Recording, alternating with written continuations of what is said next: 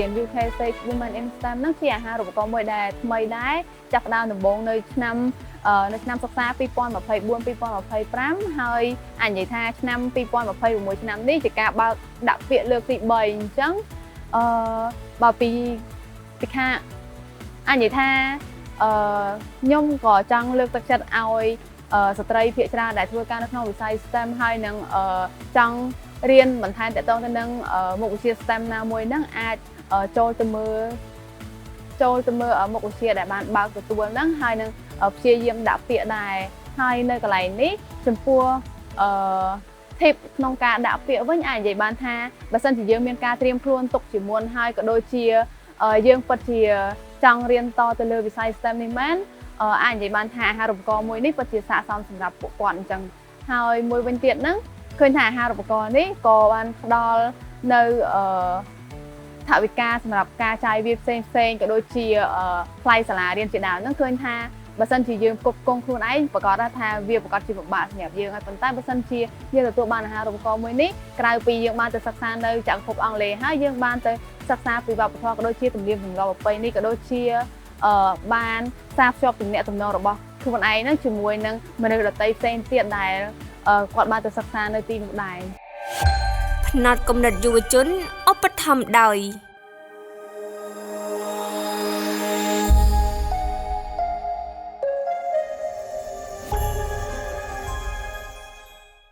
ជំរាបសួរខ្ញុំឈ្មោះ Hey Chui ខ្ញុំជាអតីតនិស្សិតទទួលបានអាហារូបករណ៍ ASEAN UK Sage Women in STEM ដែលរៀនទៅលើមុខវិជ្ជា Analytical Science and Instrumentation ពី University of Warwick នៅក្នុងចក្រភពអង់គ្លេសចំពោះអាហារូបករណ៍នេះដែរនឹងអាចនិយាយបានថាជាអាហារូបករណ៍ដែលផ្ដោតសំខាន់ទៅលើការសិក្សាថ្នាក់អនុបណ្ឌិតរយៈពេល1ឆ្នាំនៅក្នុងចក្រភពអង់គ្លេសអាហារូបករណ៍នេះដែរគឺមានគោលបំណងដើម្បីជំរុញឲ្យស្ត្រីចូលរួមទៅក្នុងការអភិវឌ្ឍក្នុងវិស័យ STEM ជាវិស័យមួយដែលអាចនិយាយថាសម្បូរទៅដោយមនុស្សប្រុសធ្វើការនៅក្នុងវិស័យនេះច្រើនជាងស្ត្រីហើយយើងក៏សង្ឃឹមថាការចូលរួមរបស់ស្ត្រីនេះនឹងធ្វើឲ្យ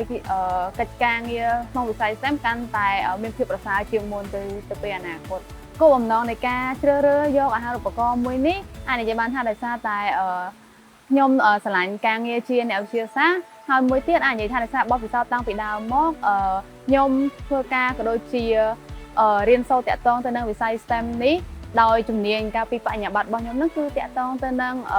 វិទ្យាសាស្ត្រចំណីអាហារនិងអាហារូបត្ថម្ភអញ្ចឹងធ្វើឲ្យខ្ញុំកាន់តែ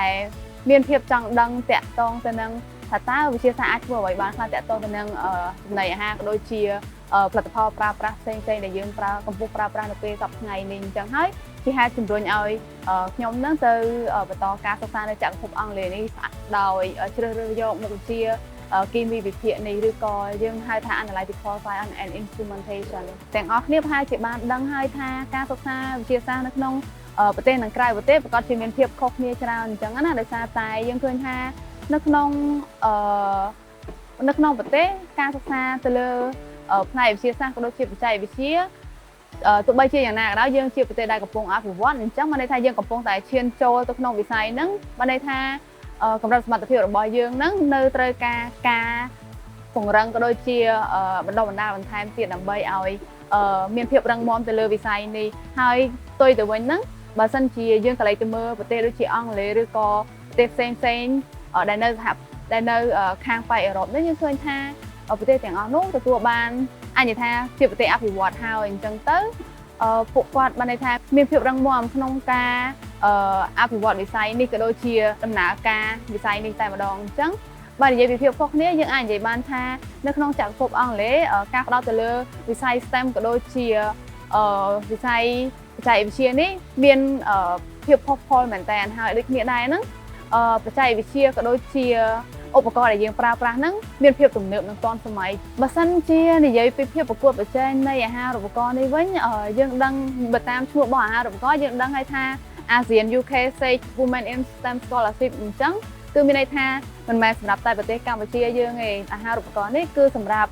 ប្រទេសដល់ទៅ10រួមទាំងប្រទេស Timor Leste មួយទៀតអញ្ចឹងយើងរួមទៅគឺ11ប្រទេសអញ្ចឹងណាអញ្ចឹងអាចនិយាយថាការប្រកួតប្រជែងមានលក្ខណៈច្រើនគួរសមហើយជាក់ស្ដែងចំពោះរបៀបនៃការដាក់ពាក្យវិញដំបូងឡើយហ្នឹង អាចនិយាយថាពីមួយឆ្នាំទៅមួយឆ្នាំសាកលវិទ្យាល័យដែលផ្ដល់អាហារូបករណ៍ក៏ខុសៗគ្នាដែរអាស្រ័យទៅលើការរៀបចំរបស់ British Council អញ្ចឹងបើសិនជាយើងចាប់អារម្មណ៍ទៅលើអាហារូបករណ៍មួយនេះការដាក់ពាក្យគឺតម្រូវឲ្យយើងតាមដានថាតើឆ្នាំនេះសាលាមួយណាជាអ្នកបើកអាហារូបករណ៍នេះឲ្យយើងដាក់ពាក្យបន្ទាប់មកទៀតយើងចូលទៅកាន់ website របស់សាលានោះដើម្បីមើលមុខវិជ្ជាដែលបានផ្ដល់ឲ្យហើយដូចគ្នាដែរហ្នឹងយើងត្រូវដាក់ពាក្យ2ដងគឺអាចនិយាយថាយើងអាចធ្វើក្នុងពេលតែមួយក៏បានឬក៏ធ្វើក្នុងពេលពីរផ្សេងគ្នាក៏បានប៉ុន្តែយ៉ាងណាក៏យើងត្រូវតែដំបូងឡើយហ្នឹងដាក់ពាក្យទៅកាន់សាលាជាមុនសិនដើម្បីឲ្យសាលាមើលពិនិត្យមើលថាតើយើងអាចចុះឈ្មោះចូលរៀននៅសាលាគេបានដែរឬក៏អត់ហើយបន្ទាប់មកទៀតហ្នឹងបើសិនជាយើងទទួលបានការ offer ណាមួយពីខាង University នៅខាងនោះមកទើបយើងអាចដាក់ពាក្យសុំអាហារូបករណ៍បានជាក់ស្ដែងរយៈពេលនៃការដាក់ពាក្យទៅកាន់ University នៅកន្លែងនេះវាអាចនឹងចំណាយពេលប្រហែលជា5ទៅ1សប្តាហ៍តាមសាកលវិទ្យាល័យនីមួយៗដែលគាត់ធ្វើការទៅលើរឿងហ្នឹងអញ្ចឹងទៅបើសិនជាយើងពិតជាចង់ទទួលបានអាហារូបករណ៍មែនជាក់ស្ដែងយើងនឹងរកវិធីក្នុងការធ្វើយ៉ាងណាដាក់ពាក្យឲ្យបានអាហារូបករណ៍ណាមួយជាមិនខានទេហើយដូចគ្នាដែរហ្នឹងរឿងដែលសំខាន់ក្នុងការដាក់ពាក្យនីមួយៗហ្នឹងយើងឃើញថា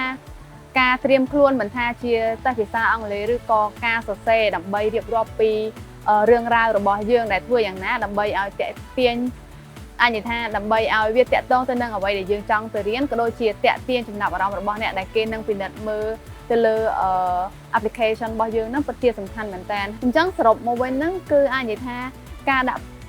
ពាក្យគឺចាំបាច់ត្រូវមានការត្រៀមខ្លួនជាមុនហើយការសរសេររៀបរាប់ពីខ្លួនឯងក៏ដូចជាធ្វើយ៉ាងណាឲ្យរឿងរ៉ាវរបស់យើងតាក់ទាញក៏មានភាពសំខាន់ដូចគ្នាដោយសារតែនៅពេលនេះអាហារូបករណ៍ ASEAN UK Sage Women in STEM គឺកំពុងតែបើកដំណើរការហើយអាចនិយាយថាអាហារូបករណ៍នេះនឹងបិទបញ្ចប់នៅត្រឹមថ្ងៃទី30ខែមេសានេះអញ្ចឹងខ្ញុំសូមលើកទឹកចិត្តឲ្យស្ត្រីដែលចាប់អារម្មណ៍ទៅលើរឿង STEM ទាំងអស់គ្នាហ្នឹងចូលទៅមើល website របស់សាលាដែលកំពុងតែផ្ដល់អាហារូបករណ៍នេះដែលមានដូចជា Cranfield University ហើយនិង University of Stirling អញ្ចឹងបើសិនជាអ្នកទាំងអស់គ្នាចាប់អារម្មណ៍ទៅលើមុខជំនាញណាមួយអញ្ចឹងអាចនិយាយបានថាអ្នកទាំងអស់គ្នាអាចសាកល្បងដាក់អាហារូបករណ៍នោះទៅហើយដូចគ្នាដែរការដាក់ពាក្យនេះជាក់ស្ដែងយើងតែងតែគិតថាអាហារូបករណ៍ដាក់ទៅតែងតែមានធ្លាក់នឹងជាប់ហើយប៉ុន្តែដូចគ្នាដែរបើសិនជាយើងគិតថាដោយសារការដាក់អាហារូបករណ៍យើងអត់ត្រូវចំណាយអស់អីច្រើនក្រៅពីការសរសេរឯកសារដើម្បីផ្ញើជូនទៅសាលារៀនក៏ដូចជាខាងអាហារូបករណ៍ទេអញ្ចឹងបានន័យថាយើងក៏ដូចជាអត់មានអ្វីដែលខាតបង់ដែរបើទោះជាយើងដាក់ទៅធ្លាក់ក៏យើងទទួលបានបទពិសោធន៍ក្នុងការសរសេរ applicant នៅលើក្រោយទៀតហើយដូចគ្នាដែរបើសិនជាយើងជាប់យើងនឹងមានឱកាសទៅបន្តការសិក្សានៅក្នុងប្រទេសអភិវឌ្ឍន៍ដូចជាចក្រភពអង់គ្លេសជាដើមនឹង